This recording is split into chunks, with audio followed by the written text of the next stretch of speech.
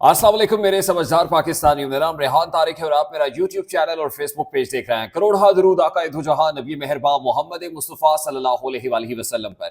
इस दुआ और इस उम्मीद के साथ इस व्लॉग का आगाज करते हैं कि अल्लाह रब्बुल इज्जत इस मुल्क के फैसला साजों के दिलों में समझदार पाकिस्तानियों के लिए नरमी पैदा कर दे। वही हुआ जिसका डर था, वही हुआ जिसका इंडिया दिया जा रहा था। वजीर आला खैबर पख्तूनख्वा अली अमीन गंडापुर को केपी हाउस से गिरफ्तार कर लिया गया है। केपी हाउस अली अमीन गंडापुर मौजूद थे और वहां पर रेंजर्स और पुलिस की भारी नफरी पहुंची और यह सब बहुत कोऑर्डिनेटेड एफर्ट से हुआ है। कुछ ही देर पहले अदालत की जानिब से अली अमीन गंडापुर के नाकाबिले जमानत वारंट गिरफ्तारी जारी किए गए। असलहा और शराब बरामदगी केस जो एक अरसे से चल रहा था उसमें प्ली ये बनाई गई कि बार बार तलबी के बावजूद अली अमीन गंडापुर हाजिर नहीं हुए, इसलिए नाकाबिले जमानत वारंट गिरफ्तारी जारी किए जाते हैं और अगली हियरिंग पर इनको गिरफ्तार करके पेश किया जाए। आपको यह भी बता दें कि जिस वक्त अली अमीन गंडापुर निकले थे तो पेशावर हाई कोर्ट के चीफ जस्टिस इश्तियाक इब्राहिम ने उनकी राहदारी जमानत मंजूर की थी, उनकी प्रोटेक्टिव बेल थी, उनको गिरफ्तार नहीं किया जा सकता था। मगर यह गिरफ्तारी अब इसको तहवील का नाम भी दिया जा रहा है कि कुछ लोगों ने तहवील में ले लिया है। जो रियासती इदारे हैं अली अमीन गंडापुर को तहवील में लिए हुए हैं। तो जब हमने पूछा कि यह तहवील का मतलब और गिरफ्तारी का क्या है, तो वो ये कह रहे हैं टेक्निकली कि जी नक्शे अमन का खदशा है।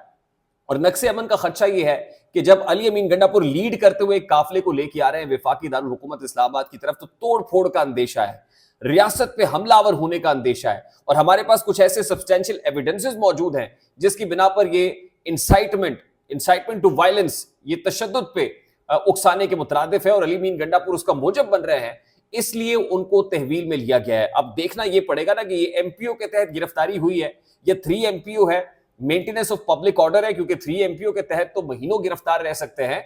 चीफ मिनिस्टर केपी के अली अमीन गंडापुर को क्यों गिरफ्तार किया गया है, तमाम तर डिटेल्स मैं आपके सामने रखूंगा और असल में स्ट्रैटेजी क्या है।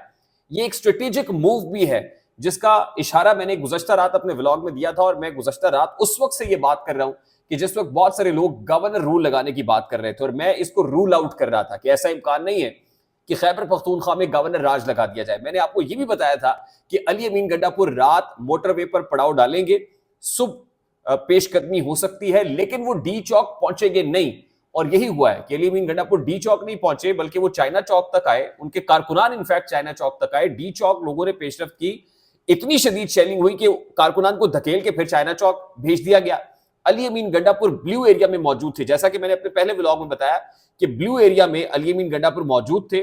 वहां से वो केपी हाउस पहुंचे, इतनी शेलिंग थी कि हाथ को हाथ सुझाई नहीं दे रहा था और कुछ दिखाई नहीं दे रहा था कि केपी हाउस में पहले से ही उनका इस्तकबाल करने के लिए रेंजर्स और पुलिस की भारी नफरी को भेज दिया गया था।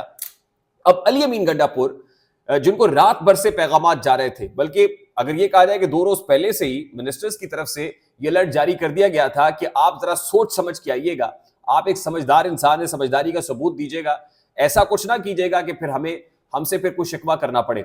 और फिर रात भर से जो पैगामात पहुंच रहे थे वो यही थे। इवन पाकिस्तान पीपल्स पार्टी के नवीद कमर साहब ये पैगाम लेकर गए कि हम कॉन्स्टिट्यूशनल अमेंडमेंट्स को थोड़ा सा आगे ले जाते हैं, एससीओ सरबराही इजलास के बाद ले जाएंगे, आप इसको प्रोलॉन्ग कर दें, मौखर कर दें। लेकिन कहा नहीं, जो सियासी कमेटी है पाकिस्तान तहरीक इंसाफ की वो बैठी और उन्होंने कहा कि फैसले का इख्तियार हमारे पास नहीं है, बल्कि फैसले का इख्तियार कैदी नंबर 804 के पास है जो अडयाला जेल में बैठा हुआ है। अगर किसी ने अप्रूवल लेनी है, गो एड लेना है, ग्रीन सिग्नल लेना है, तो कैदी नंबर 804 से ले।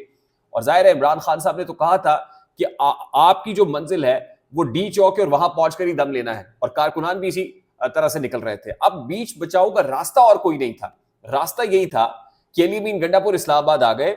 इस्लामाबाद जहां तक पहुंचे वहां तक तो आने दिया गया, उसके बाद स्ट्रेटेजिकली वो केपी हाउस में गए और स्ट्रेटेजिकली मैं आपको ये बता दूं कि गिरफ्तार हुए हैं, क्योंकि वो सैंडविच बने हुए थे। एक तरफ इमरान खान है, दूसरी तरफ एस्टैब्लिशमेंट है। अगर आगे बढ़ते हैं, डी चौक पहुंचते हैं, तो अलर्ट ये है, थ्रेट अलर्ट ये है कि आप वापस केपी में बतौर चीफ मिनिस्टर नहीं पहुंचेंगे।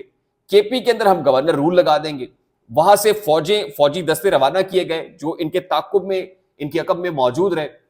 आगे फौज इस्तकबाल के लिए तैयार है, दरमियान में अली अमीन गंडापुर है। आगे बढ़ते हैं तो चीफ मिनिस्टरशिप जाती है, सूबा जाता है। पीछे जाते हैं तो इमरान खान की नाराजगी होती है और अली अमीन गंडापुर गुड बुक से निकल जाते हैं। अली अमीन गंडापुर करते हैं तो क्या करते हैं, देखिए अब एक स्ट्रॉन्ग रीजन जरूर मौजूद है गंडापुर साहब के पास कि मैं पहुंच गया, इस्लामाबाद में आया, हमने शेलिंग बर्दाश्त की, हम अपने काफिले को ले आए, हमने रेजिलियंस शो की, लेकिन हमें गिरफ्तार कर लिया गया। ये फस्तायत है। और जाहिर है एक बहुत बड़ी खबर बनती है, फिर ब्रेकिंग न्यूज बनती है कि चीफ मिनिस्टर को, chief executive of a province को गिरफ्तार किया गया है। और ये केपी के ऊपर एक हमला है, ये केपी वालों के ऊपर एक हमला है। अब एक और नया नैरेटिव बनाया जाएगा, यानी पाकिस्तान तहरीक इंसाफ के पास एक नैरेटिव होगा। मैं आपको पहले ही कह रहा हूं कि हुकूमत बड़ी इनकॉम्पिटेंट है, बड़ी बैड गवर्नेंस है, पुअर परफॉर्मेंस है। ये कोई ना कोई मौका जरूर दे देते हैं कि जहां पाकिस्तान तहरीक इंसाफ को जिस मौके को पॉलिटिकली कैपिटलाइज करने का जो है मौका मिल जाए, अपॉर्चुनिटी मिल जाए। और अब हो यही रहा है कि अली अमीन गंडापुर साहब इस मौके को पॉलिटिकली कैपिटलाइज करेंगे। ना सिर्फ अली अमीन गंडापुर करेंगे, बल्कि पाकिस्तान तहरीक इंसाफ जो है वो इस मौके को पॉलिटिकली मनूवर और कैपिटलाइज कर सकती है। और जाहिर है वो ये कहेंगे कि हम तो पहुंच गए थे, ये फस्तायत है, ये रियासती हम जो है वो जबर है, हमारी खवातीन गिरफ्तार हैं। अब मैं आपको ये भी बता दूं कि जो इमरान खान साहब की दोनों बहनों को गिरफ्तार किया गया, उस्मा खान साहिबा गिरफ्तार हैं, अलीमा खान साहिबा गिरफ्तार हैं, उन दोनों की बाजियाबी के लिए बेलफ मुकर्रर कर दिया गया है। और दूसरी तरफ इस्लामाबाद हाई कोर्ट से चीफ जस्टिस आमिर फारूक साहब ने यह कहा था कि वो ये किसी को इजाजत नहीं दे सकते कि वो सड़कें ब्लॉक कर लें, मेरा हक जो है उसको सल्ब किया जाए, आम शहरी ना गुजर सके इमरजेंसी। यानी इस्लामाबाद हाई कोर्ट से ऑर्डर भी ले लिया गया। दूसरी तरफ अली अमीन गंडापुर के नाकाबिले जमानत वारंट गिरफ्तारी जारी कर दिए गए। एडिशनल सेशन जज अफजल जोका साहब की अदालत से जो है वो बेलफ भी मुकर्रर हो गया। यानी ये सब कुछ बड़ा स्ट्रेटेजिकली और बड़ा इन अ वेरी कोऑर्डिनेटेड वे हो रहा था। और अब लग ये रहा है कि जो मामलात खराब हो रहे थे, खराबी की तरफ जा रहे थे, अब शायद ये कोई एंटी क्लाइमेक्स होगा इस सारे मामले का। जो बाकी बच जाने वाले लोग हैं उनमें पकड़ धकड़ भी होगी, गिरफ्तारियां भी होंगी, और शायद मौका मिले कि आप वापस जाना चाहते हैं पलट के तो वापस चले जाएं, और अल्टीमेटली लोग शायद पीछे को मुड़ जाएं। गुस्सा बहुत ज्यादा है। जाहिर है एक तरफ रियासत है, रियासती मशीनरी है, दूसरी तरफ वो लोग जिनका मीरे कारवां या सलारे काफिला गिरफ्तार हो गया है, जो हेडलेस हैं इस वक्त, लीडरलेस हैं।